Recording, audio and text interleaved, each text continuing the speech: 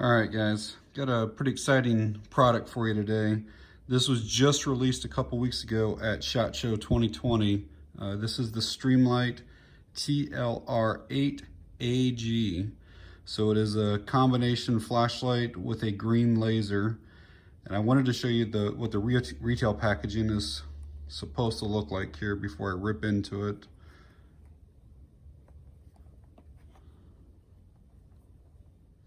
All right, got everything out of that package. So manual comes with it, obviously the light laser. They include a Streamlight battery. This is a second set of controls, which we'll go over those later. You can have basically high controls or low controls. Some tools to mount everything and then change windage elevation stuff. A whole bunch of different inserts for different rails, 1913s, stuff like that. This is a little tool if you need to change out.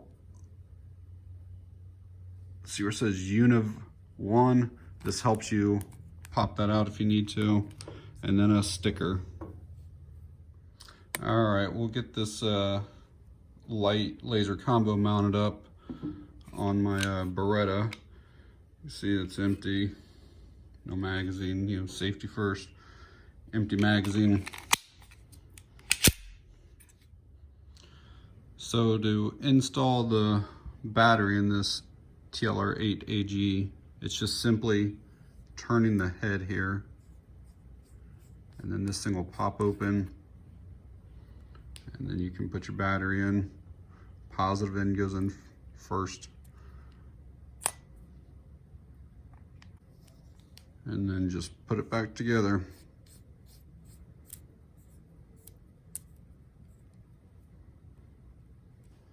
Before I install this on the pistol, I wanted to show you that this has like a little, like it's a spring loaded almost, to where you don't have to completely take it apart. So I do like that feature a lot already. Back in the day, you'd have to pull this little side here off, kind of get it lined up, and then try to push it back together, and then try to get the screws to find each other. And so basically we'll just find a slot that it fits up to right there, and then tighten her up.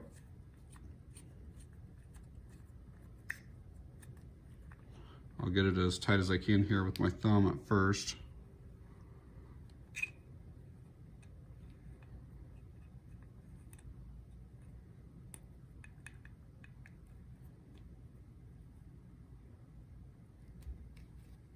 All right, so I have come to my first little pet peeve. It looks like you do need some type of tool or a coin to get this completely tight. I tried using my thumbnail and it chewed it all up. Had chunks of my thumb kind of down in there, and it's still a little bit loose. I tried a quarter, and the quarter seemed like it was not the right size for that. And I found that a nickel does seem to fit in there. And then I could get that almost a half turn more right there from what my thumb, and now it's solid. So I do wish that you could get that completely tight toolless, but and I thought that maybe one of these things might have served like a dual purpose, that you could use it for that, but none of these fit, and so I don't like that, but just a little pet peeve.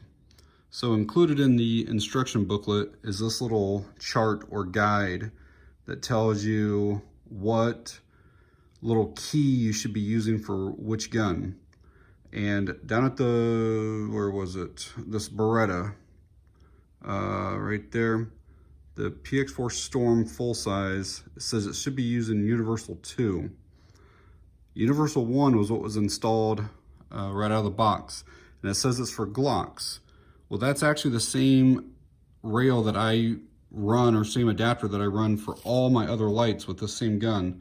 So same gun, and then this, we'll go with this one here. This is an Olight PL Mini, and I don't know how well it's going to show up, but can you see that GL? So that's the Glock adapter for that, and it fits right on there, locks right on, no problem at all. I mean, just like it's supposed to be. So I always run the Glock ones on this. Here's the PL Mini 2, and I'll show you that. Let me take that off. Show up. It's got the Glock. So I am going to try that other one and see. I'll try that other adapter and see if maybe I can tighten it up by hand before I say that, you know, that's the thing I dislike. But I will open that up and try that out. Okay, so I just installed that Universal 2. It just took a minute. Basically, you got to pull this screw all the way out, and then that little key basically pops up. I didn't even have to use that tool. I just used my finger and it just popped straight up. So one definitely fit better for this. Can you see how there's like this huge gap that's between like the trigger guard and here now? It actually took the light and moved it further out with key number 2, which is what said it's used for this gun. So again, you can see it's out here, and you can see the gap that's here right now. So I'm about to switch back to 1, and you'll see the difference again. Here's how to change out those keys. You basically just undo that bolt that goes through there, pull that out, take the opposite side off. I'm trying to do this through the viewfinder. The key is right there, and I'm able to just grab onto it and just lift it out of there. And then let me show you the difference here between 1 and 2. So this part right here is what goes on your rail. And basically where the hole is here in the middle, that's where that bolt goes through. And you can see where number 2, how it brings the gun to a different spot than what 1 did, just because of where that bolt has to go through. So I'm definitely going to be running 1 with my Beretta PX4 Storm. Show you in detail what that key Universal 1, how much better that is, how it comes up to the trigger guard. There's still space, but when I had that key 2 on, like this part was way out here, and like there was just no way to bring your thumb even off and hit it. So my recommendation for the Beretta PX4 Storm is to run Universal 1. When you're here now and your thumb comes off, you're right on it. So that's right where it should be. And then also with your trigger finger dropping down. So just wanted to show you the up close of that. So this TLR-8A G basically has 3 modes plus a strobe. You can have just standard flashlight mode. You can have flashlight plus laser. You can have just laser. And I'll just kind of show you how to get through those. So right now it's on flashlight mode. And so for a flashlight, it's basically just a simple turn on, turn off.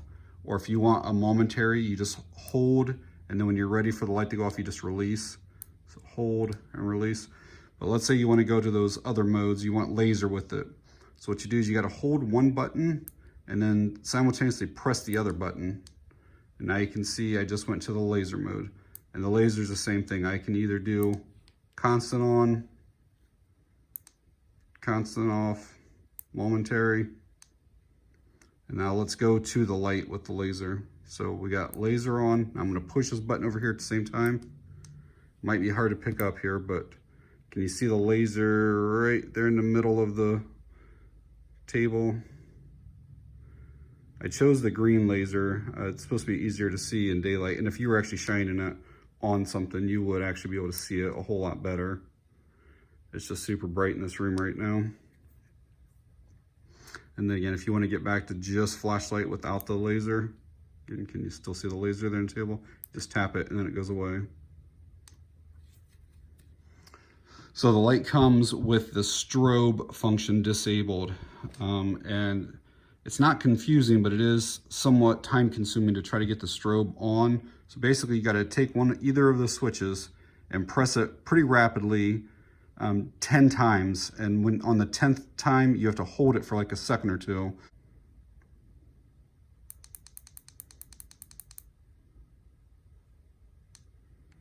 All right, as you just saw, it just started strobing. So now so it's still just like your regular light, on, off, you can have it stay on. And if you want to get to the strobe now, this part's pretty easy. It's just, you turn on, you shut off, and then you immediately turn on again. So it's like this here. So that's pretty simple to get to that. And you can do that from either side. It's just on, off real quick, get you your strobe. I was just testing it out, and you can have the light with the laser. See the laser down there on the table? So light laser's on right now, and you can get that with the strobe too. So that actually might be somewhat useful because your laser is still exactly where you want it to be. The strobe could be very disoriented and your laser's right on your target. I'm gonna move this camera up here toward this couch a little bit so you can see what this looks like.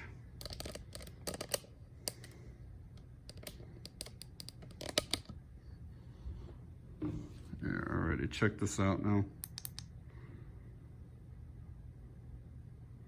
To the human eye, that green dot is like super, super, super bright.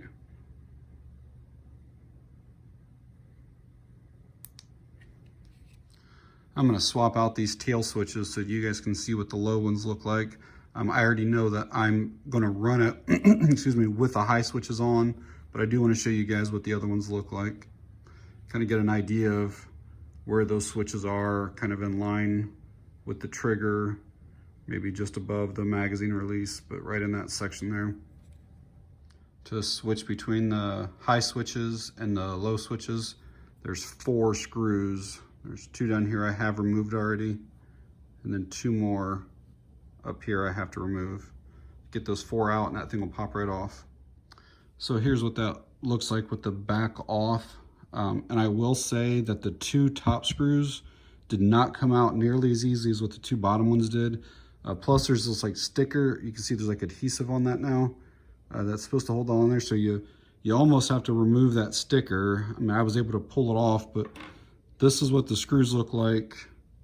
You can see that there's something on those. It's not Loctite, I don't think, but there's something on some type of, I don't even know, adhesive or something, whereas this is the one from the bottom that didn't have anything.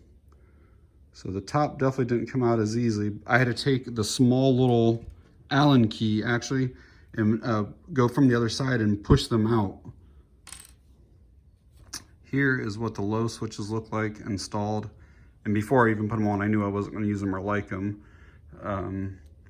I guess it all depends on your grip and your hands and probably even the firearm that you're using it on. These come like right where my breakdown lever is. When I slide off, I actually can't even access them. Like it's really weird how you have to slide down and how they curve out. It's just not my preference. You can see that the switch now, before it was in line with that trigger. Now it's almost at the bottom of the trigger guard. It still works fine. Still does everything you need it to do. You know, if you want the strobe, all that stuff's still fine. It's just much, much lower. And I find it much harder for my thumbs to activate it the right way. Like, I feel like I have to come almost all the way down to get to it, but so you may have to experiment to see which one you like better on it. Excuse me. It is nice that they included both sets in the package though, but I'm gonna get the swap back to the higher ones for me. I did want to show you guys this warning that they put on the head or the face cap of the light. It basically says that to run the light, have it all the way tight. But basically if you're not using it, such as transporting in a range bag or whatever, that you may want to unscrew it just like a partial turn, basically so it doesn't come on accidentally in your bag.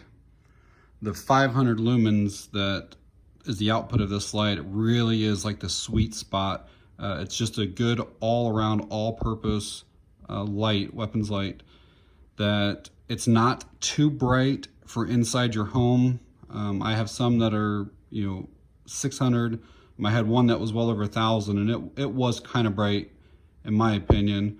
500 is really good, but 500 also gives you enough for if you're outside in a really low lit condition. Again, I've had some that were down to 300 on a weapon light, and I thought that outside it was too little. So this 500 is right in that nice sweet spot.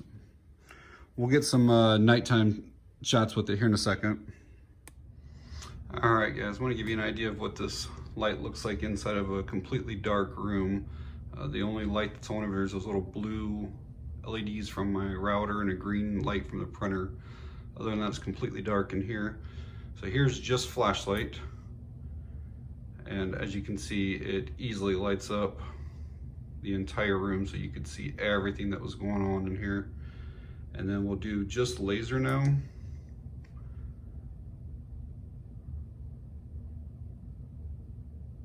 And again, to the naked eye, I can actually see the entire line, not just the dot on the door. I can see the line from the laser all the way out. And then we'll switch now to light and laser. Again, you can clearly see that defined laser now. And then let's go to, we'll go back to a flashlight, and then we'll go to strobe.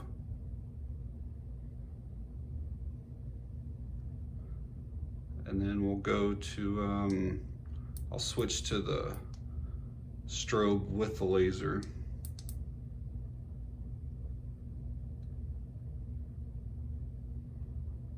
So very impressive. Wanted to show you guys real quick. I'm planning on keeping this Streamlight mounted on my Beretta, but you can easily put it on a rifle or AR if your shotgun has a rail. I don't have enough space between here because of my hand stop that's on here, but it goes on my side rail right there, no problem at all. And it actually gives me really easy access to it right where my thumb would be up on top here anyways. It's pretty much perfect for that, but just wanted to show you, you can put it on something else if you choose to. Well, I'd definitely like to thank Streamlight for sending this out for me to check out. I'm gonna be running this for a while. I'll probably do a few range trips with it, just to make sure that everything is good on it. To my knowledge, I think that Mike over at Mr. Guns and Gear and myself are the only two that have this right now. It's the only two videos that it's going to be on. I'm not sure an exact release date or an exact price on it. I think MSRP is going to be somewhere in the $230, $240 range, but obviously retail is going to be a little bit less than that. All right, guys, as always, thanks for watching. I appreciate it.